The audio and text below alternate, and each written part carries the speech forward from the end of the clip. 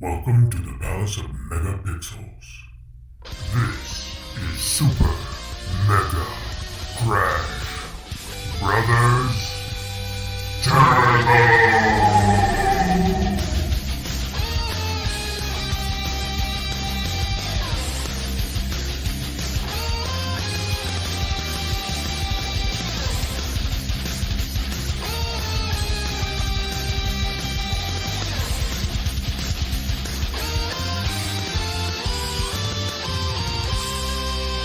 Hello and welcome to Super Mega Crash Brothers Turbo. I'm your host Stephen White. With me, as always, is my co-host Lacey Finley. Oh, happy Mud Day!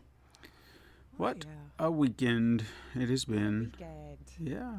Well, I didn't do much, so that's on par with my other weekends. So it sounds like everybody's been dealing with garbage weather. I know. Yes. Ours has been cold again, even though we had these false spring starts, and then it's like, nah, we're gonna go back to 40-degree weather. We're conditioned around here to have at least 2 to 3 fall springs before the season changes. If people want to come visit, I always say, if you want to guarantee nicer weather, probably June. Yeah. It could still snow in April and May around here now. It's just there's no chill. Or lots of chill. I don't know. I mean, that's where we're at right now. I mean, I remember at least a year ago, almost positive it was a year ago, around this time, there was a nice warm day.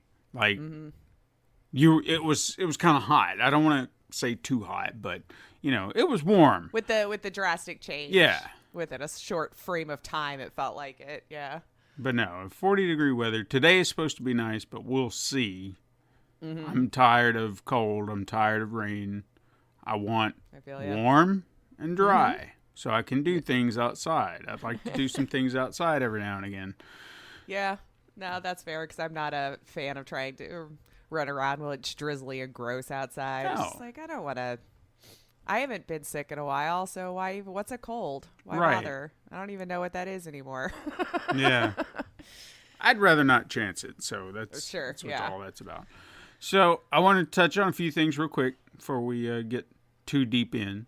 One, if no one noticed or saw, the Podcasters Disassembled episode came out. Okay, and I'm featured in that. We're talking about Sonic the Hedgehog. Kind of relates to a little something we're talking about today, maybe. So if you want to go hear our thoughts, it's myself, Zach Derby, and Eric Slater. We've had them both on the show. You know the drill. You've seen them. You've heard them. And love them. We chat up about Sonic 2, and I thought we had a pretty good conversation. And nice. Or not Sonic 2, Sonic 1. I was going to say, in preparation for Sonic 2, that's what I'm trying to say. For the disassembled episode, I got confused and kerfuffled. It's early. Yeah. So if you want to go hear that, it's out from behind the Patreon paywall. So it's out there now in the public. So go listen to it. I thought we had a fun little conversation because, funny enough, a lot of things we were talking about there kind of seemed to relate to the new movie. So I felt like we kind of, I won't say guesstimated everything correctly, but I think we had kind of the right vibes. Like, oh yeah, I think I see where this might be going. So it's pretty cool. Secondly, since I can formally announce it now, and I don't feel like I'm hiding anything, doing freelance work for JoBlo.com, and then my first video went live Monday. Yep. And that's the big project that I was talking about that I didn't want to speak. Because Before it was into the world. Yeah, because I'm sure if you've been listening for some time now, you've heard my rant against Screen Rant. I think I did that on an After Hours or After Dark mini because we had. Oh, maybe it was. I remember we did it during the pod. I don't remember if it was like regular pod or a special one. I think it was a special one. Yeah, so that kind of fell through because I thought, hey, this is a sure thing, right? Writing. I can do writing, and I can do writing. It's just I can't do what they wanted writing. Right. But JoBlo, on the other hand, have been incredibly kind, and so much so that, it's kind of when you get those compliments or something like that, and you're like, and I'm not trying to be humble. Yeah. It's just, they don't have an attachment to me, like sure. family. And sometimes I wonder if family's just saying things to be nice, because I don't patronize me. If you don't like it, you don't like it. Just say so. And I need to know that. And they were incredibly, I would assume, honest about it, because we had kind of a few back and forth. They posted it, so clearly it was fine. It was good. What you needed, wanted. And, there were moments in there, because, when I handed it in, I thought, okay, this is good. And even though I do have my own YouTube channel, and I've dealt with, the copyright claims and whatnot, I've never went out of my way to avoid them. Because it was just like, you know what? To hell with it. This is what I want to show. I'm not making money on it anyway. Yeah. You want to claim it, fine. Because there was that moment in time where I was making money, and then they changed the rules, and they were just like, you got to be hitting this, or you got to be doing that, and then you got to make sure you do this before you can make any money whatsoever. And it's like, so I've been busting my ass trying to get something going, and then you're just going to just yank it out from under me. To hell with you. But in this situation, when they came to me, it's like, hey, this is all great. If you could, like my first cut, I kind of went by, their standards. And he was like, this is fantastic. If you would just add a little bit of music. And I feel like there was something else he asked for, something simple. And I was like, oh, yeah, sure. Boom, done. There you go. And tried to put it up. And what happened? Copyrights. And it was like, yeah, okay, so we got hit with a copyright strike here and here. It's like, can you go back in, fix that up? Sure. And I wasn't sure what the problem was. Apparently, it's just like a long stretch of footage from the movie or a trailer. And it's just weird. I've never thought about it, because I've done these kind of videos before, like where I've just played around for a music video or something like that. But apparently there was just a stretch of film that I didn't cut for 10 seconds. And they're like, that might, I wonder what too much, when they start going, now you're using too much. Yeah, and I was like, okay. So I went back in, I went clip, there. And it still got hit with one. Because apparently I missed yet another spot that they didn't point out to begin with. So luckily the editor or the producer, he was just like, you know what? He said, I fixed it. Don't worry about it. And so I appreciated, Right. I still would have done it, though. I want that to be clear. It's not like I was getting frustrated. At least now moving forward, you'll know to not leave anything going for, did they tell you how long? Like, he said kind of look at it from a 5-second rule. He said 5 seconds, don't go beyond that. And again, there you go. So easy fix. You'll know how to do it moving forward. Yeah. But see, what that does is that it screws with my flow. Because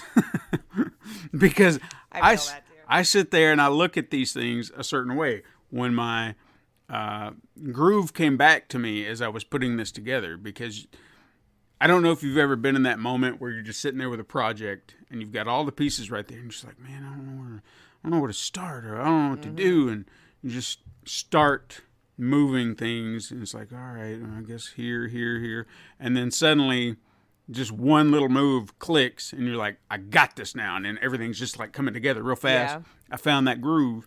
So everything was paced. Everything was hit to a beat or a mark or something like that, to something the guy was saying or the way it was moving. And I thought, yeah, I got all this. And then, of course, what happens, this copyright thing comes in and we're like, well, you got to change this. And I was like, but the flow. Do you not see the flow? Did you watch it? Yeah, did you not see? It should stay. Because the edit is good. The edit is fine. And they're just like, no, you got to, because you did that. So Everybody wants their money. Yeah, I wasn't upset with the Joe Blue crew, because I understand they're there to make money. I'm trying to give them a video to make money. And then yet YouTube saying, nah. And you got to play within their rules, whether we think they're silly or not. So. Yeah. But the edit was good, and I held on to my edit. So I've got like the original version. So I can look at the way it should have been. Yeah. And I know it's only just a few seconds worth of footage that's changed, but still, that's my edit. Damn it. Yeah. So no, I'm incredibly grateful to them for this opportunity to actually do work there. I can actually say that I am freelancing, that I'm doing these videos, and hopefully I can build a portfolio, and then maybe I can do a real job, This is a real job. I think we got to look at it differently these days. What we once considered real jobs. Mm-hmm. It's like, I guess I meant from, I can like quit. On a payroll somewhere. Yeah, I could quit this job over here and start this job over here. Full time. Oh yeah, quit like your survival gig, if you will, so you can move forward. I got you. I mean, I'm not gonna lie, it's come in handy. At least I've got a job. I've had a job before quite some time now, so I can't complain about it. It's just it's just not what I want to do. Right? Like it's literally to put food on the table and a roof over my head. I mean, that's really all it is. And luckily, I can say that I'm at a point right now where I can I guess I can tolerate it more. There we go. Tolerate was the word. I won't say enjoy, but tolerate. You're just used to it now, so fine. Yeah. It's just like, I found my little hole. I'm just gonna stay there, and as long as they ain't rocking the boat, it'll be fine. What else? There was something else I wanted to bring up, and I didn't jot it down, so I guess we have nothing else to talk about. Guess it wasn't that important. It'll come back to me at some point. So, hey, what have you been playing? So I decided to go through my Humble Bundle, and in April I got the Mass Effect Legendary Edition. So I was like, you know what? All right, fine. I was wanting to play it before, right? So getting it for free, good reason to start. Or well, whatever, however you look at Humble Bundle. So into Origin it goes. I load her up. Cool. I'm playing the first one, of course. Why not start with, the original, work my way through. And I'm about 45 minutes in. And finally getting off the ship. We kind of did our introduction to this story. A couple of dialogue options have happened, kind of setting up who you are in this world, And I get off the ship, and I have 2 companions with me. And a couple of things start shooting at us. No big deal. We shoot it down. And then the one dude gets shot. And you can tell it's clearly storyline, right? So, cool. And then the objective says, investigate Jenkins. Okay. The dude who just got downed. Mm-hmm. So I walk over to him and nothing's happening. And I'm like, all right, maybe I just don't know what the buttons are yet, So I hit, like, in my mind, what would have been a logical button key prompt in other games that I've played to interact. I hit E, I hit I don't know, let's try spacebar. I tried the mouse button. So I'm going through the, I hit pause. I'm like, fine, what's your mapping? Let's see what's going on here. I don't know. So my character's just stuck right there. I can't move forward. I finally go look it up, and one of the first responses on a Reddit thread was, save early and often for bugs like this. Oh. Yeah. Okay. Yeah. So I find a video, and I'm like, well, I'll just watch and see what they do to get past that point. And sure as shit, Steven, all they did was walk over to him. And the cutscene started, whatever it was. And I was like, well, son of a 45 minutes. I'm just now actually playing the game. So I shut it down. I re-verify all the files, do as it said to hopefully, trigger it again. Go through it. Does it again. So I guess screw it. It's the way it looks. Like, this was the Legendary Edition, the new one, am I going to have to just buy the old game from whenever? Because 45 minutes is all I could get twice. And after that, I was just frustrated. So I said, well, screw it. I don't feel like playing the beginning again now. I've done it twice. So I was like, yeah, I'll go play Mafia. Screw it, right? Had that one downloaded. And then I had to sign everything in with the 2K launcher. It was just so frustrating, AAA. You're killing me. The couple of times over the last several weeks I've tried to play AAA games, they've been breaking. Yeah. Guardians of the Galaxy was breaking on me. Mafia, like, and now I'm just pissed about the launcher. So I don't know. It runs fine, but sure. I'm just pissed about why am I buying it on getting it on Steam to have to download the 2K launcher to have to go through all that? Like, come on, guys. And then this with Mass Effect. So I ended up playing RimWorld again last night because screw all y'all. I just wanted to sit down and play something. Try to play something new to talk about today. Oh, that's not fair. I did do the Netflix trivia quest thing. I got caught up to that day's date. Because once I finally just gave up on playing games for the day, I just, the Hubs and I were watching TV. Mm-hmm. And there's always that lull of, I don't feel like looking anymore. It's your turn to look, for something for us to watch. And had seen it. So it's legit just trivia. Don't get excited. Like, there's a very little storyline that they're doing there. I think I had mentioned it, where you're fighting against Rocky and you're freeing the whatever characters that are going on around you. But it's literally just trivia. So it'll go into the round of trivia, gives you, 10 seconds with multiple choice, 4 different options on the screen with whatever question.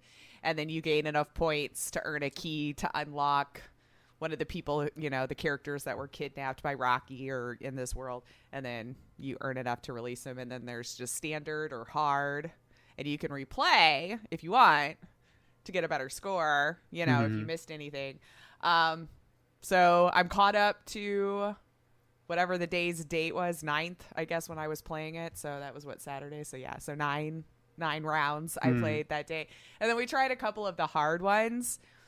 I mean, they're not hard questions, y'all. You should be good. Like, it's pretty common sense stuff. And especially with the regular version, most of the time there's only one answer that would make sense. Like, they tried pretty hard to make the other 3 like a city in, Illinois. And then it would say Philadelphia, Dallas, Boston, Chicago, so you're like, well, duh. Chicago. Yeah. Or whatever we're at. So that was cute. So if you like trivia, I think it was 12 questions. So if you played them daily, you might be there for 5-10 minutes, and then get your points and then move on. And then however it ends up at the end of the month, because they're supposed to do one a day, I think, throughout April. So I did get to play that, and it worked. So there you go. I got a game that worked. So outside of that, I did try another mobile game. And I'm looking right now because I already had forgotten the name of it. Peekaphone. So it looks like a bunch of different short stories of lost person's phone or lost phone kind of situation. But each one gives you what we're looking for in this person's phone.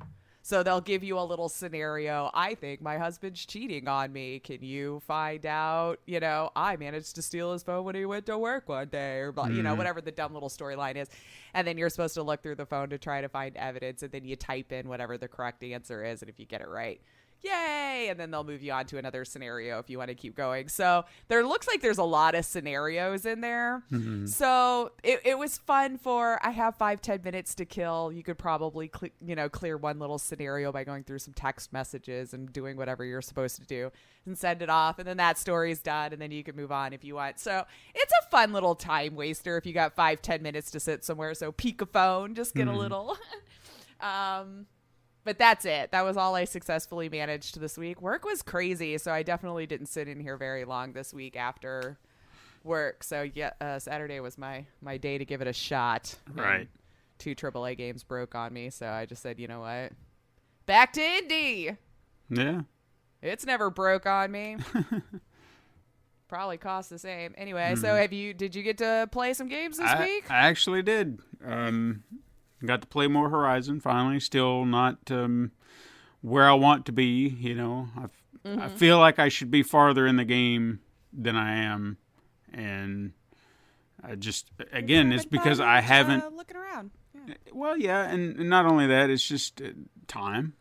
Like last week, I said, I barely got any time to play. I think I played maybe a little on Sunday, and then this weekend I finally had a few hours here and there. But I feel like every time I'm playing, it's like I'm inching ever so farther, just a little bit, but maybe not too far. Like I just don't feel like I'm making a dent, even though I am. I don't feel like it. Like I feel like I should have been doing more. But I have gotten to the far side of the map now. So I'm in San Francisco, Okay. and that actually was a boat ride. So that was fun. I don't know why San Francisco is on an island, but I mean, I don't know what happened to San Francisco in this world, so I'll just take it. It's fine. Yeah. And, you know, things are happening in the game. That's about all I can say. You know, It is moving forward. Mhm. Yeah. I feel there's one or two things that I'm just like I really want to do. Like I know I can take control of a bird at some point where I'm going to be able to fly. I know this is a thing because I have missions for this, and it's just telling me it's on hold. You got to wait until you can fly. It's like, how do I fly? Can't tell me where to go now to fly. Yeah. Like I've overridden just about every machine, or I've gotten all the cauldrons except for one, and I'm thinking that's the one that's going to give me a bird override. So I'll get there eventually. Rush to it. Just get it done. Well, I don't know if I need to wait for a what do you call it, a mission, because I think I had approached it once and I was like, oh, what's all this? And I was looking around and she said something like can't get in or something like that. And I was like, oh. So I don't know what it is. I'll come back around to it. I'm sure there's a mission. There has to be a mission. Sure, probably. But yeah, I mean, I'm somewhere in the game. I'll just say that in San Francisco. But I did kind of take a little detour, played something new, kind of like you, mobile games. I've been looking through that Play Pass. There's some good ones that just take some time to look through and find good weed ones. them out. But yeah. I found one called Nobody's Murder Cleaner. Have you ever heard of that? Oh, I feel like I had seen that one. So Yeah. I thought I'd give it a look and see if it would be worth, because I was looking for something that doesn't demand a lot from me. Like I don't have to hear cutscenes or anything like that. If I can just play it and touch it, and you know, I might be missing out on some amazing music and sound effects, but I'm That wasn't what you were after right now. I just wanted to kind of pay attention to it, but not pay attention to it, you know, because we were watching The Handmaid's Tale and I needed a little distraction. Which Seems like you're struggle busing through The Handmaid's Tale. I don't want to say that. It's just, you know, sometimes it's just depressing. Maybe they want to binge and you just don't. Yeah. One or two is fine, but past that, like, let's break it up. Sure. It's one of those. It's hard to binge watch. You know, I mean, you're having a good time with the show. Sure, you want to keep going. Sure. When I'm continually depressed, every episode, it's just like I don't want to watch anymore. Yeah. Unless, you know, something something happy. Like a revelation happening. You're like, oh, I got to see what happens from here. You know, then you want to kind of keep going. Which, by the way, Severance. Go watch Severance. We got to have guys, Apple. if you have it, Apple TV, watch it. The season finale was so good. It was so good. I recommend it. And it was cute today. I saw Adam Scott all fanboy over Stephen King. Tweeting about how he loved Severance and was happy there was a season 2. So I was like, oh, that was a fun little exchange this morning that I saw on Twitter. That's so cute. Go watch it. Go watch it, I guess. Go watch it. I'll have to need take Steven her word to watch for it so we can talk about it. Yeah, I canceled mine because, you know, everything I 100%. watched was off, and I was like, now, I was like, oh, there's nothing else here that I really want to watch. But just give me a reason to renew it when Ted Lasso comes back and Mythic Quest, and then I'll have Severance to watch. So I'll make a month out of it. But yeah, the Nobody's Murder Cleaner. It's a simple, straightforward, like point and click, I guess. And kind of like a hunt and peck, searching for items. Something, yeah, because they'll sit there and give you a mission. You know, you're the cleaner, and be like, hey, we've killed this person. You have to go in and get rid of the body, clean everything up, and no one can know you're there. I was like, okay. And in each scenario, they set it up. Some, you know, like early on, it's something simple. You just got to take, you know, move this, dispose of the body, and then put everything back, and then you walk away. But then people start getting involved. And then that's where you got to start paying attention to that. It's like, okay, well, I can't get caught. I can't do this, can't do that. So they amp it up each time to a situation that you could possibly be caught. You know, lugging a body around or something like that. So sure. Yeah. You've got to clear all evidence of the body and even everything that you pick up, if you have not disposed of in some way, you have to put back exactly where you found it. So. Oh, that's where I'd probably. Yeah. I don't remember where I put things in my real life. So at the end, like, you can still pass the level or something like that after you've disposed the body. But if you're looking for the highest marks, that's where you have to be very precise about everything. And they'll tell you at the end, like your little review, what you may have left open, what you may have set aside somewhere, or you didn't put back, or something like that. So it kind of gives you a rundown of the things that you screwed up on, and then you can go back and change it or try to do it again. Get a better score, if you will. Yeah, if you want to do that. So it's pretty fun just to kind of mess around with. I mean, there were times that you kind of get stuck, and they do give you a hint system, but I don't want to just lean on that, you know? Sure. I want to figure this out on my own. So, but I had fun with it. You know, it's like you said, a good little time waster for something like that. So I would recommend it if you just too much of your time. Yeah, ain't nothing to it. So what you got in the way of news? Well, we got in the way of news. It was a little slower week. You know, it wasn't exciting because the bulk of the stories I had seen was like about Elden Ring speed runs and mods. Lots of mods, of course. No hit runs, I think, was a lot of Elden Ring. So congratulations to those who are not getting hit throughout the duration of their playthrough. And I also saw an article about Lego Star Wars having a droid that kills pregnant women. What? I didn't click in. That was enough internet for me that day. So I was just like, this must be a really slow news week if this is the news articles that I'm reading. Okay. So keep that in mind, siblings. Probably a lot of chatter today. But we do, of course, have another Activision Blizzard update, because what would be a news week without another update out of them? Sure. They'll just be in the news cycle forever, and this time maybe good. Okay. Actually, no, I'm kidding. They're garbage, but I tried. So Activision announced this week, it is kind of good, but, you know, we'll see at the end here, that all of the temporary and contingent QA workers of Activision Publishing and Blizzard divisions are being converted to full-time employees. So about 1,100 temporary game testers are getting full-time gigs with the benefits that come with it. Sounds like a total win, right? They get a pay bump of up to $20 an hour or possibly more. And then in a statement released by Jessica Taylor, who's Activision Blizzard's VP of Corporate Communications, that it seems like after the Raven software worker activism, seems some of the fruits of their labor are coming to fruition, right? Mm-hmm. But oddly, the Raven QA testers will not be receiving any of these benefits due to their forming of a union. Yeah. So this is a new union busting tactic that I don't think that I've seen before. It's probably been around, but I've not seen that before, where we're like, we're gonna give the demands. Everyone's been wanting full-time protections for QA testers. We're gonna do, but see, you've already started with the National Labor Board, and we can't break those things that were set forward.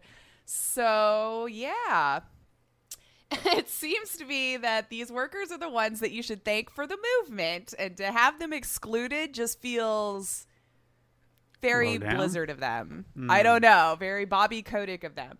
There have been statements internally, of course, claiming that the National Labor Relations Act is preventing them from doing it, is an attempt to divide the workers, of course, and undermine union efforts. It's the union guys, Raven, versus the rest is how it's kind of shaping up here. So the people who didn't walk out, it's really weird to me. Well, I shouldn't say weird. I think I understand exactly what the motive is here. But on its surface, in my biased lens, it seems they want to punish the union workers, you know, or the ones who wanted to form a union in December last year. So, see, this is what you wanted. Now you're stuck in this contract kind of situation. I don't know. But the Raven workers, you know, the ones who do Call of Duty Warzone, you know, your bigger stuff. They organized the first go round. It's like you do one sort of good thing and then turn around and backhand your own self. Yeah, that sounds about like them. I don't know. So we'll see, I guess, what happens for their end once like everything's completely set in stone with the union formation and everything with their workers.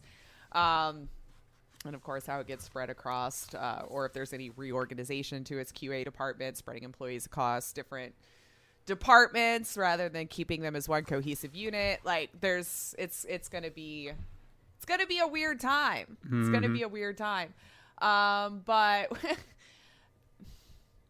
I don't know. They're garbage. I was so sad because I'm reading the article. I'm like, oh. The one time I was starting to smile, thinking that some of the fruits of their labor came to work, and it did work for some of them. I did read this morning too, though, that they did end up doing a walkout on April 4th. If we remembered me talking last week about the taking back of some of the vaccine mandates. And then a lot of them were like, hey, yo, please don't lift that if you're especially going to make us go back to the office, or don't make it mandatory to go back to the office. Then they walked it back a little bit and said, okay, each individual studio can make their own decisions in the U.S. about how they want to, deal with the vaccine mandate. And I guess it kind of is the same. So each studio can do their own thing. Mm-hmm. People aren't going to be forced to come back to work, to the office. So it seems like nothing different happened, except they lost a day's worth of employee work because they can't just stop doing stupid things. Right, no. Why would they? So that doesn't seem to have budged any, but I guess my God. And then I guess we'll have to see if Microsoft can even fully buy it now when we got the 4 senators off doing their thing, which there wasn't really anything new about that one. But yeah. So the next little bit of news, Ubisoft ends Ghost Recon Breakpoint updates. And that's the one they just sold you all a bunch of NFTs on, which I find kind of funny. So I was trying to read through.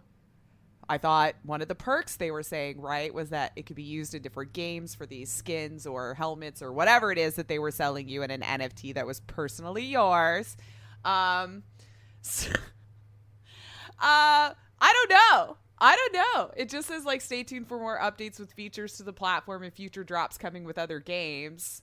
And that, they're moving on. Yeah, moving on. So I think, can we all be okay with me just not talking about NFTs anymore? I mean, I'm okay with it. Even if it comes in the gaming news, would our siblings even care? Let me know in a tweet, because I think I'm over it. And it's stupid. And the more I learn about it, the less I understand what people are actually doing with their time. Yeah. So unless it actually does something really cool within the gaming space, I just wanted to let you all know I think I'm over-reporting it. Thought I'd put that out there now. I can't find anything cool, useful, new, but it keeps popping up in all these games. Mm-hmm. So do your own thing, people. NFTs are terrible. I'm not understanding. The problem is I think I do understand. And then it just doesn't make sense. Right. I think that's the disconnect that I've been having. No, I think I actually understand. I'm just trying to make it make sense. Anyway, I was excited though. It wasn't an April 1st joke. We found out it wasn't later. A new Monkey Island. Yes. A new Monkey Island. Return to Monkey Island has been announced. Ron Gilbert, one of the OGs, is involved, so that made me super excited. And then Guybrush Threepwood is back and voiced by Dominic Armato, the same one who did it before. I'm like, you guys, I loved those games. Mm-hmm. Now, I might have been a little too old for them. I remember being a teenager still playing them, but they were still great. Yeah. They were great. Terrible Toy Box is developing, the devs who did Thimbleweed Park. Mm-hmm. So collabing, of course, with Lucasfilms and Devolver Digital. Sweet. So we got a lot of cool things already brewing right there. Rex Crowell, who is involved with the design of some good looking games like Tearaway and Little Big Planet is the art director. So excited about that now too, which likely means the game will have a great sense of style. So this is all we know right now. So just that little bit. And I'm okay with that. And even revealing a 2022 release date. If it comes out this year, you guys, this is how you announce. Yeah. Well, they probably have been working on it for a while. So what I would hope. Don't say anything until you know you're close to being done. Now, I say this now. I don't know if it'll actually come out in 2022. But if it does. Right. No. I'm with you. It's kind of like where I'll give Square Enix and who I think... I don't know the other person involved. God damn it. I can't remember. No, the other one. Eidos, Montreal, with Guardians of the Galaxy. We didn't know that game was coming. And then they just dropped it at E3 and said October. And we're like, what? See, where did this come? Fantastic. Yeah. So we had no long wait time. It was just like, we've been working on this. Here you go. It's ready and go. Well, ready to a point because you've clearly encountered plenty of bugs. Right. But so I'm super excited about that. I loved those games. I played them. The humor was always fun. The art style was always fun. So I don't know. I'm excited. Let me know, siblings. There's got to be some other out there that's just like geeking over this with me. And funny that you brought that up because it just made me remember. If you've got Amazon Prime Gaming, they are free right now. I think the first one or two of them are. Okay. But I know I saw it. I can't remember which, but I might have to go check that out. Yeah, go check it out. I'm almost positive they're on there for the free games for the month. Because I know I had the old discs. It'd be damn if I have any clue where they are now. You know. So yeah, it was back on the CDs. But so I'm excited, especially to see how many were returning to it. Yeah. Like this might be my game of the year. I don't know. We'll see. It was just maybe because how surprised I was that it just seemed to get announced all of a sudden and then not be a joke. Right. They did do the tweet on April 1st, so of course we're all like, yeah, right, whatever. Yeah, go to hell. You know, but that I guess was the joke. Was that we weren't joking, but we're gonna do it on April 1st. I mean, it makes you wonder. Jerks. You know, you just when you see things on that day, you're like. And then you look at the date and you're like, you sons of bitches, don't lie to me. Yeah, I need to look it back up because I follow the guy who played in Phantasmagoria too. I'm sure I've discussed this where he started a podcast sort of. He does streaming and stuff, conversations with Curtis. And he had tweeted something about a Phantasmagoria possible 4 being worked on or something. And I saw it was on April 1st. And I just put on the tweet, do not be an April Fool's joke, please. Because this is cruel, you know? And then it just, he tweeted something back like, just don't be afraid or something with the Phantasmagoria cover art and that. I'm like, I still don't trust it, though. I don't trust it, but that would be cool. Be interesting to see how they would even do it now. Oh, yeah. Do you adhere to those old standards, but just updated, or do you do something completely new? They would move over because, I mean, FMVs these days are pretty good. You know, we've got some really good studios that are developing really quality stuff. And granted, as with Eddie, there's still the shovelware people who just film something and do it real quick and then, you know, just push it out the door and it's garbage. But I don't know. If they get the same kind of cast involved, I'm just curious about writers and things like that. So I don't know, because it's a super fan, I think that's been helping with doing a lot of the stuff that's also a developer. Yeah. I don't know. So I'm not trusting it yet because I still haven't seen anything concrete. So in my mind right now, it was a big fat lie just to get us excited on April 1st until I hear more. Although, sorry, side note, still gaming related. If you were like me and a huge fan, I don't know that I'll do this, but on his Patreon, they're unearthing some old VHS that was cut from the game. Mm-hmm. So if you wanted to do some more behind the scenes deep dive for stuff that you wouldn't have seen that was just filmed for the game but not used or cut for whatever reason, that could be fun to go watch. Yeah. But it is on his Patreon, and I don't know what the tiers are, so you could look at that if you're really interested. But I thought that was kind of neat. I would be interested to kind of see what in that kind of game would be deemed need to be cut because it was so silly or dumb, because really? Yeah. This is the 90s, baby. All of it was that way, and it was fantastic. So outside of that, we're just going to go through a few quick hits because I swear to you, there was nothing that interesting or meaty that happened. I think it all happened the week before. Okay. Where we had so much going on. Unless you want to talk about a droid that might have killed pregnant women, I could go look that one back up. I missed that headline, so I don't know what that's all about, but I'm sure I could. I did not click. As soon as I read that was like the third weird headline I saw that day, I'm like, I'm getting off of this website. You guys don't have anything happening this week, do ya? But Crystal Dynamics announced they're working on the next Tomb Raider. Cool. And they're going to use Unreal Engine 5, which is kind of exciting because that looks really freaking good. I mean, are they going to be, is this a continuation of the new series? There really was no solid confirmations whether this will be continuing the new trilogy or if it's just going to be something else. So we kind of found this out briefly because Unreal did an event this week showing off some stuff. And so that was part of it and hey, this is happening and we're using this engine. So it sounds like it might be kind of early, but who knows? I mean, I like the Tomb Raider games. I feel the formula for the trilogy, we've done this enough now that I'm hoping they would do something new-ish. Sure. There's got to be a way, right? And again, I loved the trilogy, but after about the third game, I felt like I'd already been playing it. Right. If that makes sense. It didn't feel like nothing new really happened, other than just more story, which is also a valid reason to continue playing, but you're always hoping something a little new will be implemented each time. But speaking of that Unreal 5 that had an event, which I recommend checking out because stuff just looks cool these days, I'm telling you. Just the tech for these graphics are super cool. The fidelity and lighting and the details on the skin when I was watching this, holy balls, dude. I know. The pores that you see on the skin.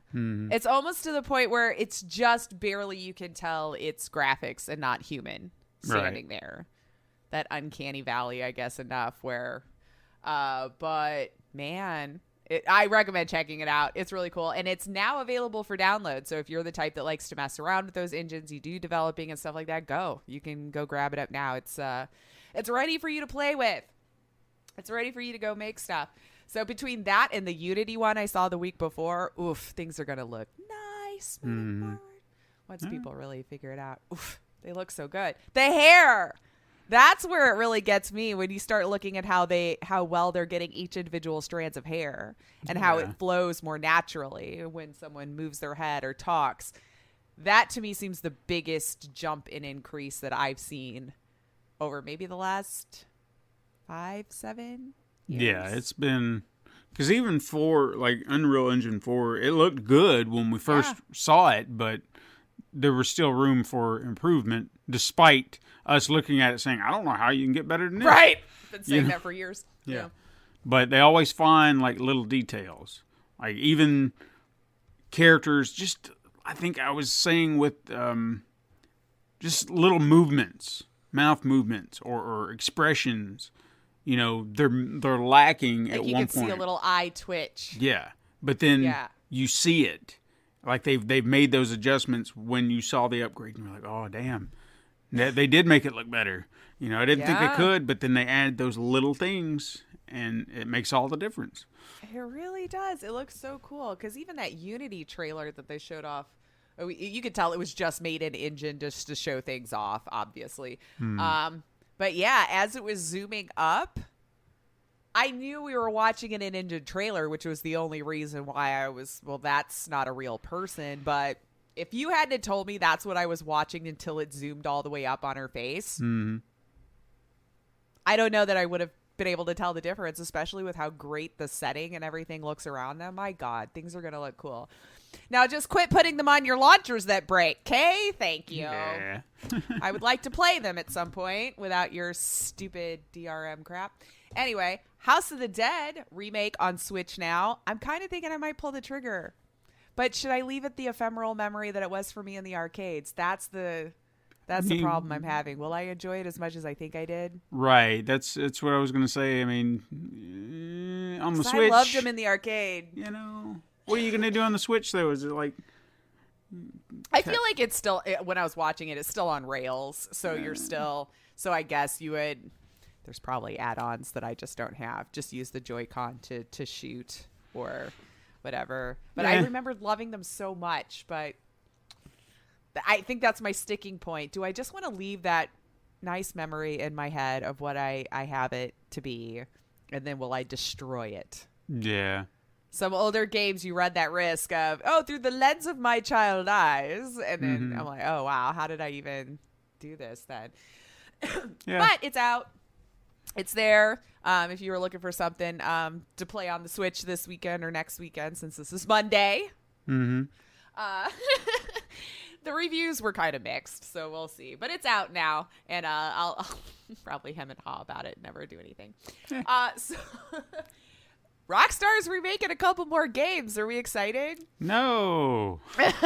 Do we trust this again? No. But two this time.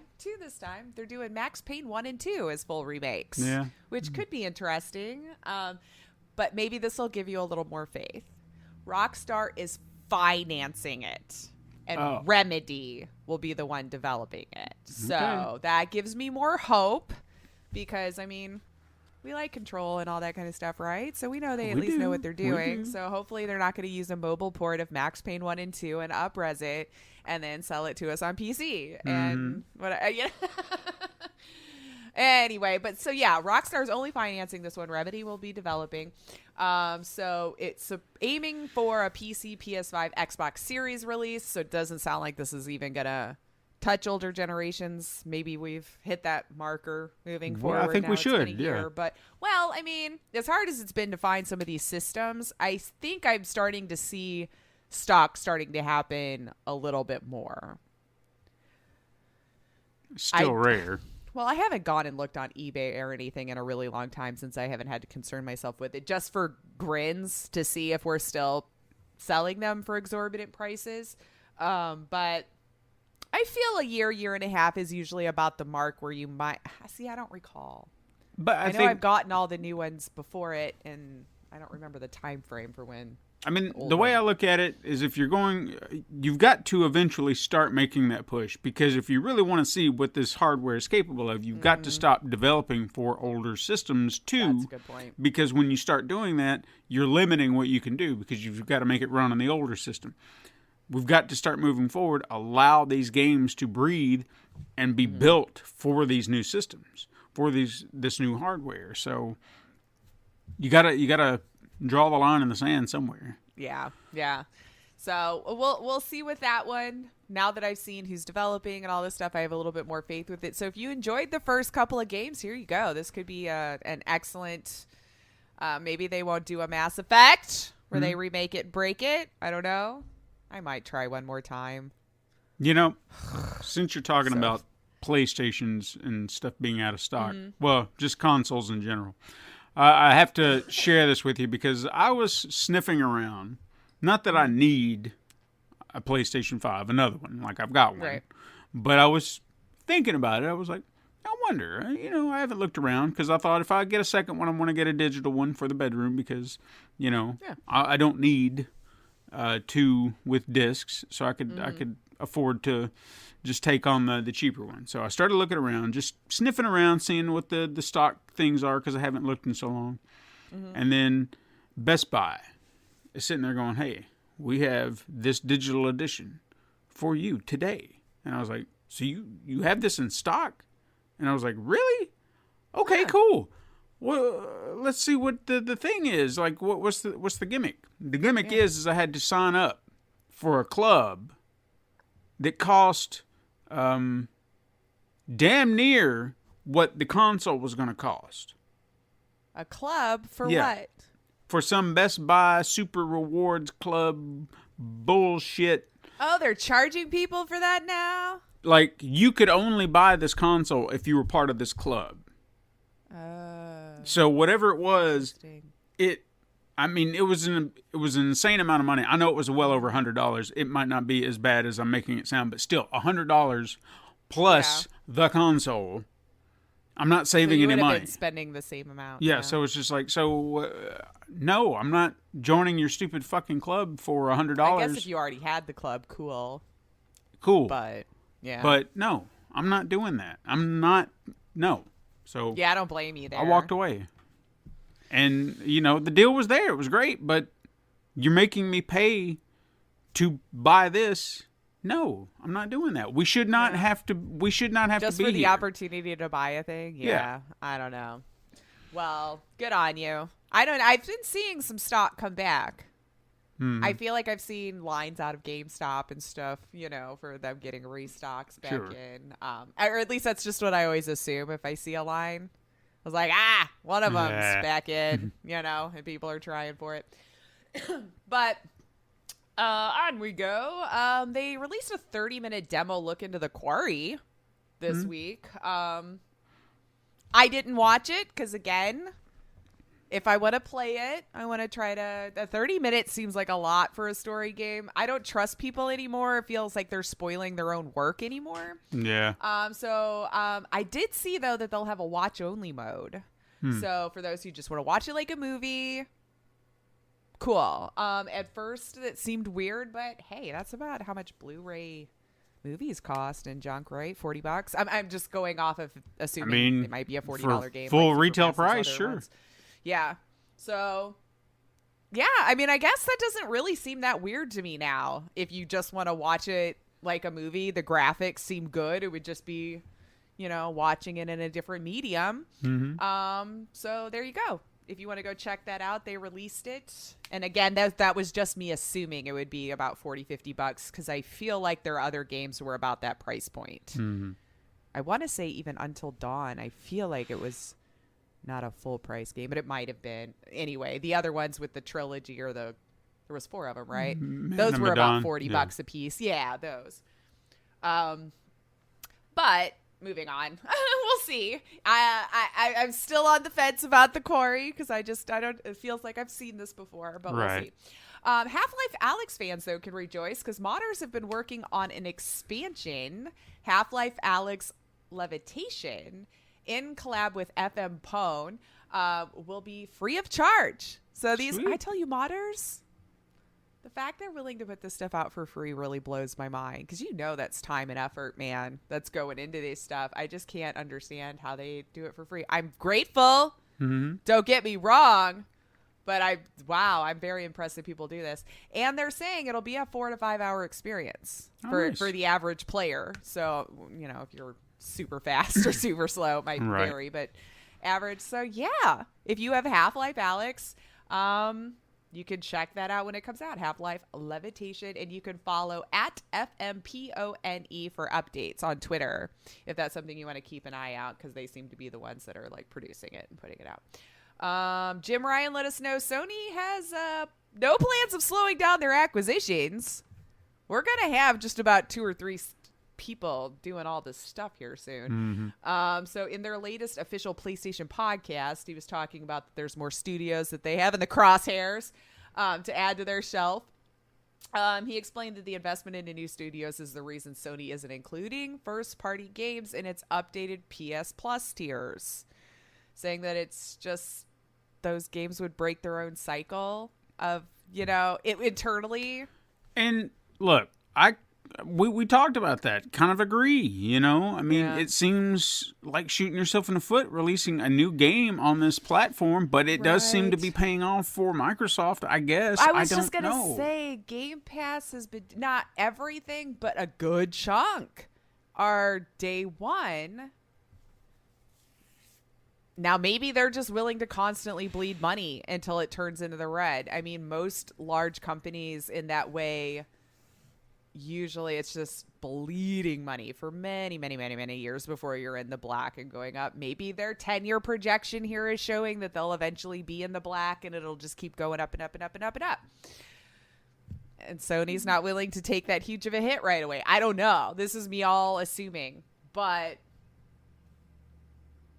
I mean, we'll see. Yeah, Sony sounds like they're making a smarter move. Maybe Sony should. Let's see, weren't we all pissed off about Epic buying up the exclusives? And this kind of feels the same way to me, except that it's just the company buying the other company. And so they have to be there. I don't know. No, I get it. I just meant like with their streaming or whatever from a business standpoint. Yeah, but this whole buying up studios thing, it's becoming a very common practice here lately. I've noticed not just in video games. I mean, you take a look at the film studios and stuff like that who continue to gobble things up. Disney's going to own everything, like we always say. They own just about everything. They pretty much do, yeah. So Microsoft and Sony are just in a pissing match to see who can attain the most studios. Yeah. But then what does that do? Like you said, you create factions. So now all these great studios are forced to make games for this and that. And sometimes, like Double Fine, that's what makes me concerned. Like, is Double Fine behind Super Monkey Island? Because you said Ron Gilbert's behind it. And so is that going to be locked behind Xbox? Am I going to have to play it on PC? You see? Well, I didn't think about that. Because, again, I always played them on PC, so it didn't even really occur to me about it coming on anything else. Yeah, good point. Because I thought when I heard that announcement, I thought, oh man, wouldn't that be cool if they'd release the older games on PlayStation before this one, and then I can just have them all right here where I want them. But then I started thinking, it's like, shit, maybe they're locked behind Microsoft or Sony or whatever. I don't know. Yeah, I get your point, and I feel you're right. That's the way we've been seeing things move for so long now that, it looks like it's just going to be a couple of people owning all the things. And then we'll just turn into an indie only, because if I have to keep downloading all of your launchers and all of these things that break that keeps me from my games, I'm just going to stop. Yeah. Because, like, especially the last month, and I know it's probably just bad luck, but like a solid month of the 3 times I try a AAA game, something breaks on me early. How much effort do you think I'm going to keep replaying that beginning part for it to work before I just quit and stop playing it altogether? Right. Like, how much am I expected to redo that first 45 minutes before your own game works? EA? How many times? Moving on. I saw murmurings this morning about a Kingdom Hearts 4. That's right. I was going to bring that up if you didn't. I was surprised. And it was the last thing I saw this morning before we got together, actually. I was like, oh, what's going on here now? And then, of course, the myriad of jokes of, I can't wait to play it in 10 years. All of you are not original. I saw that joke so much today. But anyway, love you. If I follow you and you were one of the ones. But the little bit we do know, there's not a whole lot, is that it will kick off Sora's new story arc. So it is the 20th anniversary, I found out through the digging. So I guess it makes sense we'd start hearing some new stuff coming out of there. And then Square Enix also announced a separate game, Kingdom Hearts Missing Link, in development for Android and iOS. Mobile game is supposed to feature adventure set in the world of Scala and Caleb? Sure. Am I saying that right? Okay. From Kingdom Hearts 3 and battles from the Heartless. Kingdom Hearts Missing Link will feature a new original story, according to Square Enix, but will almost assuredly tie into the story of Kingdom Hearts 4. So there might be like a companion game to it. Like all the other side games or whatever. Like your mobile games are these days, I guess. Yeah. So neither has a release date, but the Missing Link does have a closed beta test for the game scheduled for this year. But that seems to be all of the news about that at this time, because that might be the joke. We probably won't know for quite a while if this is still early. There was large. Yeah, there was a video. That's how I found out this morning, because I thought I didn't watch the video. I thought it was a joke, or someone assuming or just being like, they're talking about it again. But I was like, no, it was a legit trailer. So they showed footage from the game that you just mentioned, Missing Link. There was another game that they announced it was also a mobile game. So that's where I was starting to think, okay, they're trolling me because every announced game that they're showing here is a mobile game. And I was like, what are you doing here? So, and then eventually they get to the end, they show in-game footage, but not, whatever the disclaimer is at the bottom. It's like, it may not look like this at you, but we're just letting you know. And it seems it was the footage showing Sora, I guess, picking up where we last saw him. So, spoilers for Kingdom Hearts 3 if you haven't played it. 3, 2, 1. And so he was supposedly killed at the end of 3. Like, he was dead. But then we saw him in a world that looked like our world. So it's almost like he crossed over from this fantasy world to Earth. Okay. That's at least kind of what I took from the ending at that time. I could be completely 100% wrong. So in this trailer, it seems to be picking up from that point. He's in an Earth-looking world, and then, of course, the nobodies or whatever start rolling over, and then he runs to be all heroic. And then they did this stupid thing, which I hate in these trailers, where they do like I guess it would be like an after credit scene that you do. They show Goofy and Donald, who are not with Sora. They're walking along, sitting there saying stuff like, oh, I wish we could find him, blah, blah, blah. And then someone shows up behind them and says something. And then, of course, they see him freak out, but that's where they leave you. You don't even know who it was. So it's like, don't do that. And I'm, maybe if I knew the voice, I could be like, oh my God, what's that? But it's a Japanese trailer, so I don't know who that's supposed to be for me. Because I wouldn't know the Japanese voice. I would know the American voice. Oh, yeah, good point. And so I have no idea who it was supposed to be. So maybe if I did some digging, I might find that out because the true fans would let me know. Yes, they will. But, I mean, I'm always down for more Kingdom Hearts. I hope they simplify the story a little bit more because the third one, it was just like, if you hadn't been keeping up by this point, you're going to be lost. And I was just like, I'm having fun playing the game, but I don't know what's going on. I'm just going to continue to bounce from world to world and see all these characters that I know. But as far as what's happening, I don't know. I'm just playing a game. Yeah. It was like, sure, this is fine. Ooh, jump. Yeah. So, but it was official. Kingdom Hearts 4 is what they said at the end. So, all right. All right. Well, I'm sure we will learn more over the following rest of our lives. I don't know. I don't know how long it'll take. 10 years. But that was it. That was all I saw that I felt like chatting with you about. I did find this kind of cute. We did see a tweet from Ryan Hurst with him in front of the God of War poster. So I guess kind of prepping and getting ourselves all excited for Ragnarok, since he is playing Thor in this one. So that was just a fun little tweet that I saw just as a little fandom, like, oh, he's getting all excited for the release too. But yeah, outside of that was it. That was all I found interesting. All right. And however, we're leaving you siblings today. I don't know. We don't talk. I like to surprise you with stuff. Yes. No, we're going to be talking about Sonic 2 today. Ooh, yes. No, you can't do spoilers for me, because I'm going to try today. I will not do spoilers, so I will talk about it in the most general terms without spoiling anything. Yes, that's what I'm going to tell him today, because I see the sun starting to come out a little bit more. I'm thinking I have to run outside to go inside. Mm-hmm. Yeah. That's what you do. And sit in the dark. That's what you do. It's got to be a nice day outside for me to go sit in the dark. That's right. So, Sonic 2 just came out this past weekend. We don't normally talk about movies on this show, but since this is a video game movie, this is something we've talked about at length before, the good, the bad, and whatnot.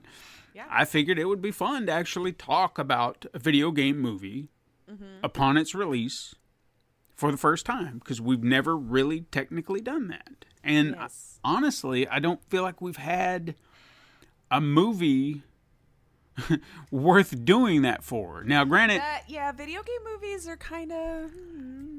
And I say that in knowing full well that since we've been doing this, Detective Pikachu has come out, the original Sonic has come out, Mortal Kombat. Uncharted. I know that there are ones out there, but 9 times out of 10, what do we hear? It's like, It's fine. And then even Sonic, when it came out, it was just like, okay, well, I'm starting to hear good things. Once we got over his face. Yeah. And Detective Pikachu, heard pretty good things about it, but I just never took that step to get there, and just like, I'm going to go see this movie today or on opening weekend. Like, the excitement was not there. Uncharted had zero excitement for that movie. Yeah. I'll probably watch it at some point. Well, it was stuck in development hell so long, I think most of us just gave up on it. Yeah. So this one I was kind of excited for, which is ironic because I'm not the world's biggest Sonic fan, But I don't think you have to be. I don't appreciate it for its own thing. Yeah. And I think that's what it is. I think with this franchise, especially now, I enjoy what this is. And I'm glad that for those people who have deep intrinsic knowledge to the character, his lore, and all that, I'm sure they can enjoy this a hell of a lot more than I can. But I know enough that when I see something, I'm like, I see what you're doing there. Okay, I get that little reference, that little cut. There were even some that I missed that I was kind of pointed to because IGN does, their Easter egg video. And there was one Easter egg in particular that I will not, I'm not going to spoil here. It's not a big one. Okay. But I want to see if everybody else gets it, especially you, because it was right. Well, I didn't play a whole heck of a lot of them either. I played like 1 or 2 on Sega, but let's see. Yeah, let's see. Well, I'll lay it out to you like this. There's a business in the movie that is featured several times. It's not just like one place in the movie that we don't go but once or not at all. This is a business that is featured in the film. It's a local business, by the way, so don't look for like big actual business names. Like Acme. Yeah, it's local business ran by a character who is featured prominently in the film. And the name of the shop is what is very important. I saw it, I looked at it, and I was like, is that something? It's got to be something, but I let it go. And then today, I was reminded what that was a reference to, and I was like, son of a bitch, yes, oh, God. That makes so much sense now. So there are plenty of those little Easter eggs in the movie, so keep your eyes open for little things. Again, there are things that I missed because I didn't have that deep intrinsic knowledge. Sure. And then, of course, there were others that I was like, that's pretty cool. That's pretty cool. There's a scene... And this, not a big spoiler, but just something else to kind of keep your eye open. In that same shot, by the way. Oh, okay. There's a scene where you see different costumes or outfits for Dr. Robotnik. Mm-hmm. And one is the actual classic look. Oh, fine. So yeah, I probably would have caught that one. Yeah. But that's definitely one just to kind of keep your eyes on because it's almost like a blink and you miss it thing because they're kind of going through it pretty quick. Oh, okay. But when I spotted it, I was like, that's pretty cool. Mm-hmm. And it was sized and everything, so he looked, from what I remember, he looked round, but with all the colors. Because, he was always a little... That's why I think my one confusion with Jim Carrey, I'm like, but he's so scrawny. Mm-hmm. I mean, I know he's tall and lanky, but he's like skinny, and I thought Robotnik... Again, they're actors. I get it. Whatever. But like, it's like, wait, shouldn't he be a little more a thicker individual? Could be, but I mean, he works it. He rocks it here. And I'll go ahead and talk about Jim Carrey since we're on the subject. He is playing like in the last one. He's kind of got that devilish, devious kind of thing, and then he puts on his Jim Carreyisms, and I feel like puts his spin on it. Yeah, I feel like he's leaning more toward the sinister in this. Like, he has his moments where he's, a little silly, but I feel like he's turned that down and turned up the sinister just a little bit more. And I like that. Does it make sense for the storyline? I think it does, because here he is in a situation where he's looking for revenge. Yeah. He's got his way in for revenge. He has a goal in mind that could really help him achieve ultimate revenge. Sure. And he's not going to let anyone stop him.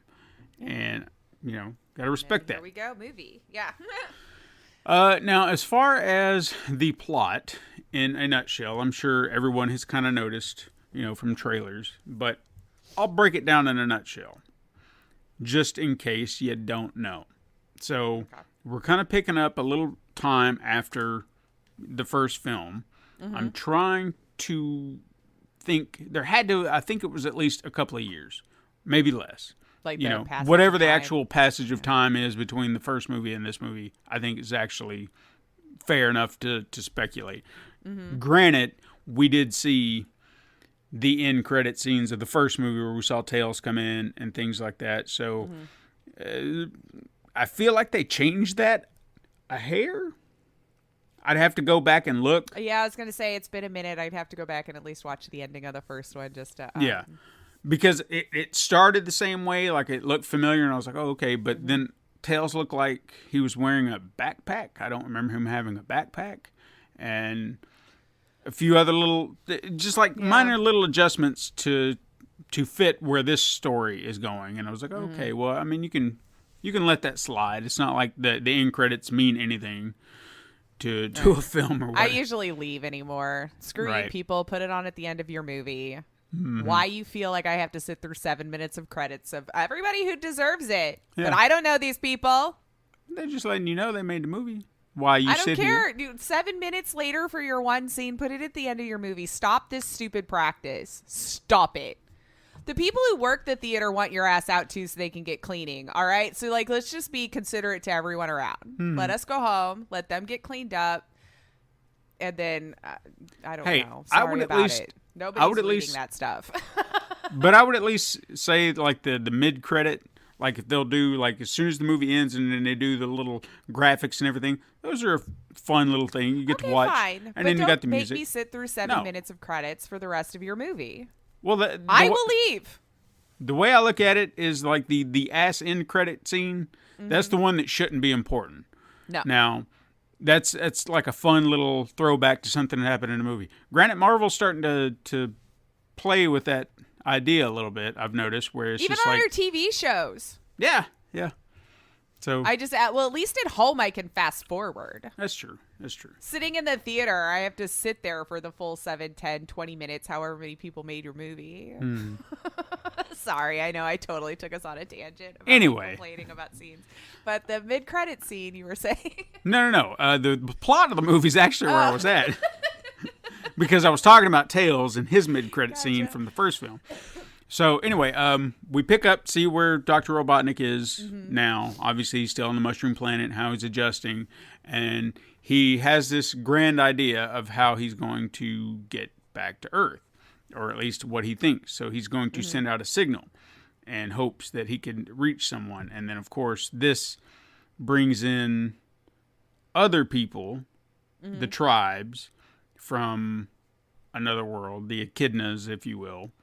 Okay. Although there was a little questionable situation with that, but I'll let y'all figure it out when you watch it, because I was looking at it going like, okay.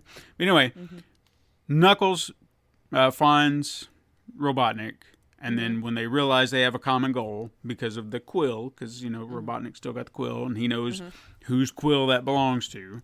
Sure. So they're just like, well, we've got a common enemy, so we're going to team up and we're going to go get Sonic, and that's your kicking off point. And then obviously with Tails, he is aware of this ongoing threat, which they explain later on in the movie, and then he goes to find Sonic, and that's pretty much how the movie kicks off. Now, as far as our human leads, which, they are important too, they're going to a wedding, so they leave Sonic home alone. And, chaos ensues in more ways than one, which is how he is separate from... that was how they... Yeah. Which, pushed them to get apart. There was a questionable moment in there that I just kind of thought about. And maybe all of you will have this too. And this is not a spoiler, just so you're aware. But they're going to the wedding, and it's in Hawaii. And Sonic does them a solid and uses a ring portal, so they don't have to fly. They can just go through the portal, and boom. Hell they're at Hawaii and saving money and all that stuff. But he sends them through the portal with the ring, he gives him another ring to say, you know, this is your way back. And I'm sitting there thinking, isn't he going to run out of rings eventually? Like, he's got to go collect some more. But do they repopulate? Do they, they come back? I don't know in the movie world. I don't know in the game either. World, you just kept finding them as you sped along, you know. But he had like a little bag. That's true. And infinite magic bag of rings, maybe. Maybe. Okay. I mean, we're I'll already creating portals, so we can just assume they. Okay, so they just magically regenerate. I don't know. Fine, we'll go with that. Suspend our, The movie goes through. You see in the trailer, there's a lot of different beats, but the story, if you also didn't become aware, is we start to expand a little bit on what the rivalry is between. Not necessarily Sonic, because he really wasn't. He just happened to be a bystander, if you ask me, between Longclaw, his mentor, the owl, and the echidnas, because they came after her when she sent him off, and that's how he got stuck on Earth. So they expand upon that. They explain what the rivalry is, where did this come from, and it all stems from the Chaos Emerald, which was a big story point in the original games that they didn't touch on in the first one, which I appreciated, because they weren't trying to shove so much stuff into this movie to appease whomever.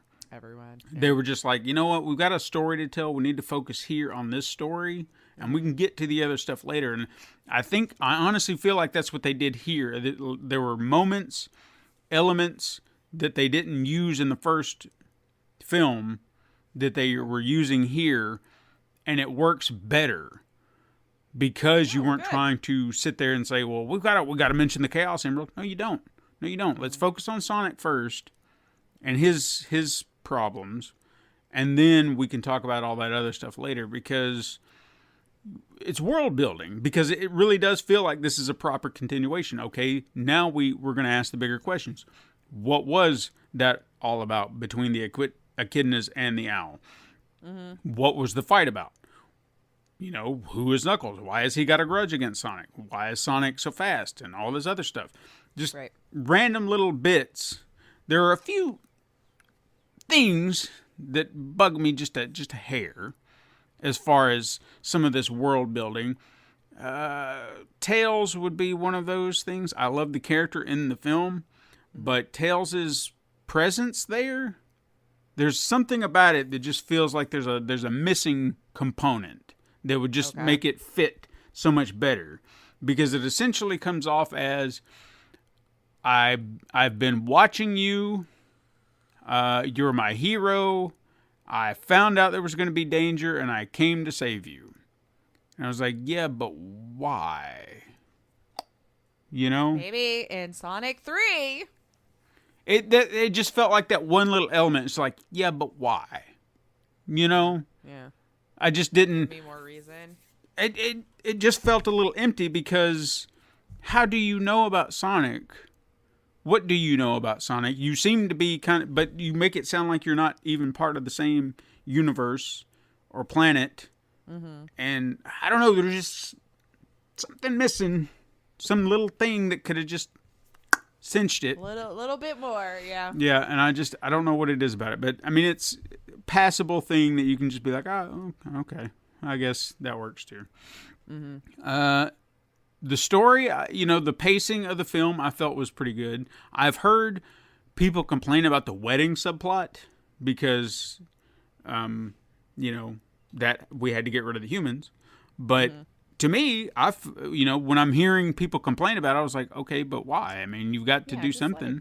And they're like, yeah, but we're focused way too much on it over here and over there, and it just didn't seem important. And I'm like, yeah, but it kind of is, because it wasn't just some throwaway thing they did for the movie. There was a purpose. But I also think people forget they're allowed to watch a thing and just enjoy it. You don't have to actively look for the things that are wrong. Yeah. And I feel like that's just humans now. If we see something good, we're constantly looking for what's wrong with it so we can complain about it instead of just enjoying the things we like. You want to hear about stuff like that where people want to bitch and complain about movies and stuff like that. You know what I watched this weekend? High as a Kite. but I loved it so much. Yeah. Blankman. Have you ever seen Blankman with Damon Wayans? Oh, God, no. I don't know that I've heard of it. Blankman? Blankman. He is he plays a nerdy guy who decides he wants to become a superhero like Batman, like Adam West Batman. Okay? Oh, okay. And he wears... Yeah, I'm looking at it now. Okay. Pajamas and a curtain for a cape, and it's so much funnier when you've got some edible in your body. Because I laughed. I was going to say, this so looks hard. like one of those you need a little assistance to just clear the brain and just let it be what it is.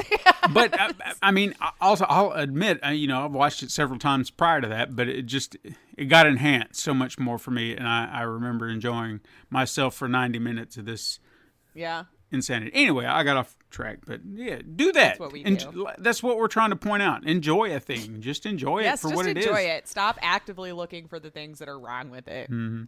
So, again, I think the wedding subplot served a purpose. It wasn't just some throwaway thing. It had a purpose.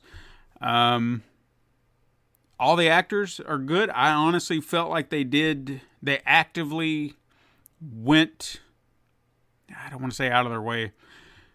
Tika Sumpter from the original film, she was, I can't remember her character name, Pretzel Lady. To James Marsden's Donut Lord. I can't remember her name. Anyway, she's in the first movie. I remember hearing critic complaints that she was underutilized, like she was just kind of there. Here, it felt like they actively gave her something to do, so she felt like she was a part of the film, which I appreciated. Maddie Wachowski? Sure. There you go, Tika Maddie. Sumter is what it says. Maddie Wachowski.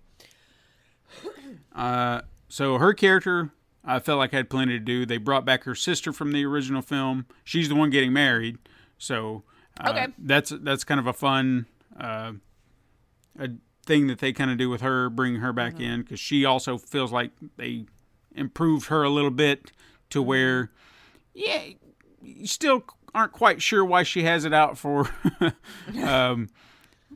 come on, what's his name? James Marsden. Marsden's character. Tom. Why couldn't I remember Tom? I don't know. You don't understand why she doesn't have it. She has a problem with Tom, but she's more likable here. You know what I mean? Okay. Like, not to say she was, absolutely atrocious, but you're just kind of like, I don't know what this woman's problem is. I don't know why she's so hateful. Like, why do we keep writing her this way? Yeah, but we no, love women that way. She's definitely more likable here, which I appreciated. Jim Carrey is like I said, he's doing fantastic work. Idris Elba does how do I put this? It's not the voice I expected for Knuckles, and I wasn't sure how it was going to go. The more I listened to him, I felt like he was kind of given a little mixed direction on his character, because when he's serious and he's just like ready to fight, you're just like, oh yeah, Idris Elba's going. And then when they try to do these kind of lighter moments with the character, I feel that they were pulling from like Drax the Destroyer, where he's kind of dense about things, and you're just like, are we kind of doing a Drax thing here where he's just like, I'm blah, blah, blah, and says something silly, and it's like, no, that's not what that means. It's like, well, what does it mean? That kind of bit. Yeah. Where it's just like, I'm just kind of taking things too literal, and you're just like, take it down a notch, champ. So it's fine. Yeah. So I guess it's not really his fault. I don't like looking at the character and thinking they're just trying to emulate some other character. That's where my head went a little bit sometimes. Okay. And I was like, why can't you make him his own thing instead of just being the big tough guy who's just like, I am not dumb, but I act dumb. I didn't really appreciate that element, I guess. Yeah. I wish they would have taken a little bit of a different approach. A better reason than that, yeah. But again, he's a delight in the film. It was nice to see him. What else? Okay, so we are all aware, I'm sure at this point, when you're looking at the trailer of the film, and even the marketing, that you would assume most of the plot kind of centers around elements from Sonic the Hedgehog 2, the actual game, which obviously there are tales. We saw the airplane scene. That was part of the game. That might be a spoiler. Okay, I won't say that. Okay. There's another element that is definitely a callback to Sonic 2 at the end, which I won't say, but if you're familiar with the game, you'll be like, oh my God, that's great. And I'm really trying to do this without spoiling anything in the movie. Yeah, I appreciate it. I know, damn, I wish we would have just been able to go yesterday, but... I'm sure there are other things I'm missing here, but Sonic 2 is not the only game that they really pulled from heavily. Another game that I heard that they were pulling from a lot, and there were references to it that I was like, I know I should know this, and then when I found out what game they were connected to, I was like, okay. Sonic Adventure 1 and 2 are also featured, like elements from those games. Okay, yeah. Again, I won't say too much in regards to what, but if you're familiar with those games, then you'll probably have a few more moments where you're like, oh yeah, that's awesome. Oh yeah, that's awesome. There was a definite reference, and I struggled to remember the level, and even now, after having remembered, I have forgotten again. But there's a sequence, not at the end, I'd probably say your second act sequence, action sequence, that is a direct reference to a Sonic level, like the kind of looks like the underground caverns, pyramids.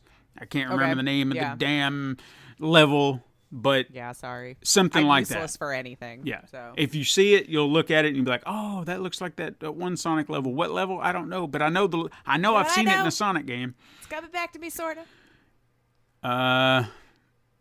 Outside of that, I don't really have anything more I can say about the movie. I had a lot of fun with it. I felt like it was a proper continuation where we're building building upon the characters and who they are. They had another moment for me where, you remember at the end of the first movie where Sonic had gotten hit by Robotnik in Green Hills, and he's laying on the ground, and you think, oh man, he's dead. And, Tom gets in the way, is like, that's my friend. That's what they want us to think. I didn't believe it for a minute. Yeah, but it was sad. He approaches and confronts Robotnik and is like, that's my friend. And then as soon as Sonic hears friend, is like, zzz, and he's suddenly supercharged by the power of friendship. Right. Yeah. Kind of had another one of those moments where it was just like, are we doing this again? And I just don't understand what the motivation behind it is, but I let it go. Maybe we feel like we always need a moral of the story. Well, this time it seemed to be more not just friends, but family. So well, it's bumped up. Yeah. So now it's about family. Yeah. And you'd think with them talking about family, they'd have dropped in a few more Olive Garden references. Spoiler alert, they didn't. Matter of fact, they only referenced it once. Once, and it wasn't even as breadsticks. Only one time. Gotcha. I'm surprised they didn't do it more. But even when they did drop it, it wasn't a blatant ad like it was last time. Or cast what's his name from the Fast and Furious movies. That's always talking about family. Family, oh yeah, Vin Diesel. This is all about family. I am not doing a very good as soon as they were around the table of Olive Garden, just have him come in because you family. When you hear, and then just family. Walk off, and that was his only line in the whole thing. I can't do a Vin Diesel, so I'm not. You would have been the only one between us two that would have stood a chance. Yeah. So I don't know how to do impressions. What were we? So you were at the end, and so the moral of the story with friendship and family. Yeah, so it's all about friendship, family, which it works and whatnot. And I won't say too much. If you are familiar with those games, like I said, that you will be surprised. The ending, or I guess like the final battle, the boss fight. Yeah, the boss fight. I kind of saw it coming. Like what was going to happen, because I think it was expected, and I'll just say, I'll leave it at that. where if you're familiar enough with the games, I don't think it actually happened in the game. I could be wrong. Again, I'm not a huge Sonic aficionado, but I know enough about the game itself, like everything about surrounding it, that if this one thing didn't happen, I think you would have probably upset some people. So I was expecting this to happen. Sure. And then it happened, and I was like, sure. Yeah. And it's still cool. Even though I was expecting it, was just like, yeah. So that was neat. Finally, and I'll end it here because, again, there's only so much I can say without spoiling. Right. The end credits, there is a mid-credit scene. Now, if there's one at the ass end, which I don't think there was because I didn't stay around for that. I'll just look it up on the internet. I didn't hear that there was, so I was just like mid-credit and then I'm out. The mid-credit scene, I luckily did not get it spoiled for me. I had no preconceived notions about what to expect. And that was a nice... So I should sit through that? Oh, yeah, because it was a nice surprise. Okay. I wasn't... How long would you say I had to sit there? You're not going to be... You just got to go through that early set of credits. I'm one of those people. You asked 2 hours of my time, which means how much more after that? Lace. When the credits start rolling, you're going to see those amazing little 8-bit or 16-bit animations like it did in the original, which they updated a little bit, which I wasn't a fan of. 32-bit? No, it was... You know how in the other one it was like legit looked like the game? Yeah. It's like they did that same thing again, except the character models they didn't look like the original character models. So it was like, you kind of tried to update it and you didn't need to. You tried to change it and you just gotta stop. Leave it alone. It was fine the way it was. But 5 minutes going through that, and then you get to the end credits, and even 5 minutes, I'm probably being generous. But you get to the end credits, they're picking up. That could feel like an eternity. No. It'll be fine. Sorry, I'm being complicated. Go ahead. 5 minutes at mid-credit scene. Mid-credit scene. It's pretty much picking up. It's not one of those scenes where I thought it was just going to go off into left field and just be like, what's happening on this side of the world or something like that. They actually tied it back into where we left off, and there was a conversation, and it reveals something that will definitely, no doubt, play into the next film. Sure. In all the right ways, but I didn't expect that. All right. And it was kind of nice. Like, you wonder, where do you go from here? And then they're just like, well, we're going to go here. And this was our idea. What do you think? Yeah. Yeah. So I'm intrigued. I was excited, and I'm eager to see where they would go from here. I'll have to check out what our times are today and go see if we can go watch it later on. I'd say my final thoughts on this as a whole is that I never thought, and I'm sure Nintendo it's eaten them alive, that Sega's mascot character that can't have a game to save their life, like a decent game to save their life, has 2 solid movies under his belt, and they don't have one single solid Mario movie. And why is that? Why is that? It's because someone actually took the time to understand how to do one of these movies, and they're doing it right. If you get a fan in there, come on, man. That's the way to really go. But a fan who is not being pressured by a studio to do stupid shit like Sony. I'm going to go ahead and tear this apart real quick. Sony needs to just get away from Spider-Man and his amazing roster, because I have heard everything about that Morbius movie. And I love the character of Morbius in the comics. And to hear the shit they've done, my God, if Sony had their hands on Sonic, that movie would have been a train wreck. Yeah, it's starting to look that way, yeah. Oh, yeah. That's why do you think I was so hesitant about Uncharted? I mean, I've heard things, but what did they say? By the numbers. And I'm sure it's because nobody had an opportunity to do anything. It's just like, you've got to make it look just like it also felt like they were trying to cram all of the things into one movie. And then it was stuck in, filming hell for so long, too. Isn't that the joke that Marky Mark just aged out of the character? It was stuck for so long. But, I mean, take a look at, you look at this movie right here. Both films, they understood, if you want to make this franchise grow, if you want to do something later on, don't cram it all in. Take slivers. Do it here, do it there, pay homage where you have to, but just Do it in paces. You don't have to shove every fucking thing in. Right. And they're doing it right. And especially if it was supposed to be a prequel, in my head, none of that should have been used. Yeah. So it's before any of it happened. Now, I know you want callbacks just for the funsies for people who are fans who are coming to see it for that. I get that. But my God, I felt like I saw all 3 games in the trailer. Yeah. Oh, yeah. Yeah. So, and I'm just like, I thought this happened before all that. I don't know. So anyway, I haven't seen it though, so I can't be completely fair. I hope the fact that they're 2 for 2, and this is Sega, and they've never done any other movies. If they want to start branching off into other stuff, I hope they find the same level of talent. Yeah. For people Don't screw yourself over. Yeah. Find people who love this stuff, who respect it, revere it enough to want to do it justice on the screen, and allow them to do that. Do not get involved. I understand. Don't let your suits get in the way. Yeah. That don't understand the material. Yeah. Understand that I know you're there to protect your investment, your character. I know Sonic is Sega's golden boy, but just trust the people involved. Yeah. You hired them to do this, and you hired them because you heard the passion. Right. Allow them to be passionate about this, and do not screw it up. Yeah. Jeff Fowler was the least qualified. I hate to say that. At the time, you think of what had he done? This is his first big feature film. He knocks it out of the park, comes back again, does it again. He clearly has a love and passion for the character. Let him be.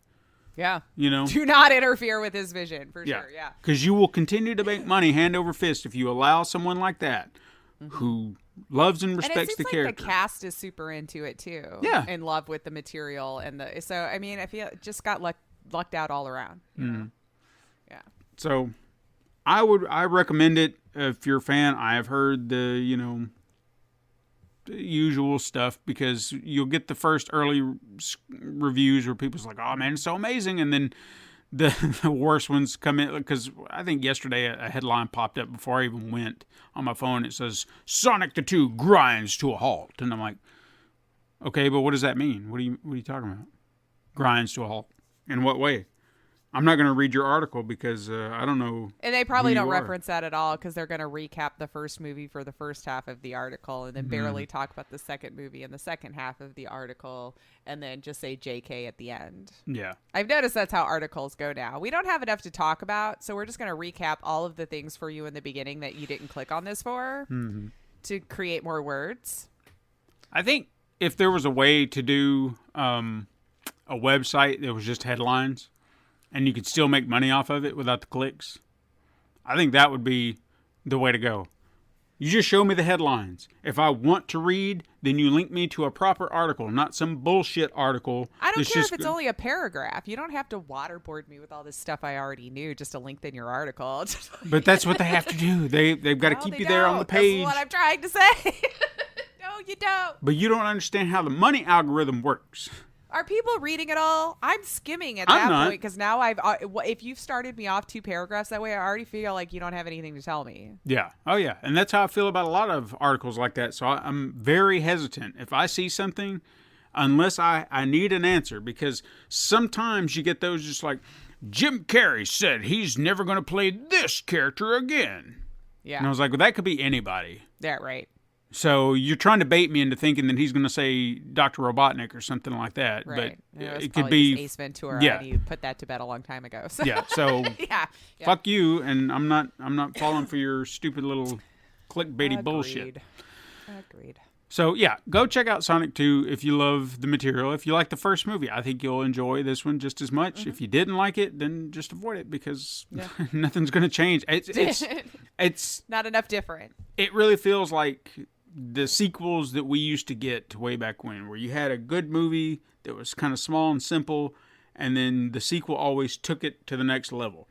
It didn't take it to this world altering, level to where it's like, oh my God, the stakes are so much higher. But the stakes are higher, just not in that sense that, oh my God, the world is like Avengers level. You know what I'm saying? Right, yeah. It's just like, but the stakes did increase. The movie feels a little bit bigger and more, expansive. So just the way I love a sequel to be. You've expanded on it just a little bit, and you've still got room to grow if you want, but we didn't do it all. We just said, we're going to open it up a little bit.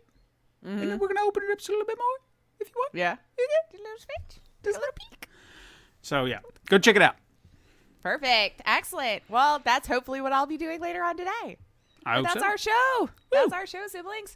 You can hit us up sometime on Twitter at Super Mega Crash. You can even go to Instagram to view the weekly icon art Stephen puts his time and love into. You can send us an email to supermegacrash@gmail.com. Support the show by liking and leaving reviews on your preferred podcast listening platform. And you can even go to patreon.com/pencil and paper productions. Chuck in a buck. Remember Bunny? Yeah. How's Bunny doing? Bunny's great. Bunny's great. You can also go to youtube.com/pencil and paper productions. We suck at Discord, so help us be better by coming over and joining it. Deva is very welcoming and lovely. Mm-hmm. I'm sure he's in there more than I am. I suck at it. Come help me be better at Discord. So other than that, thank you so much for listening. I'm Lacey O'Finley. I am Stephen White. And you can join us again next time, Super Mega Crash siblings. But until then, game on.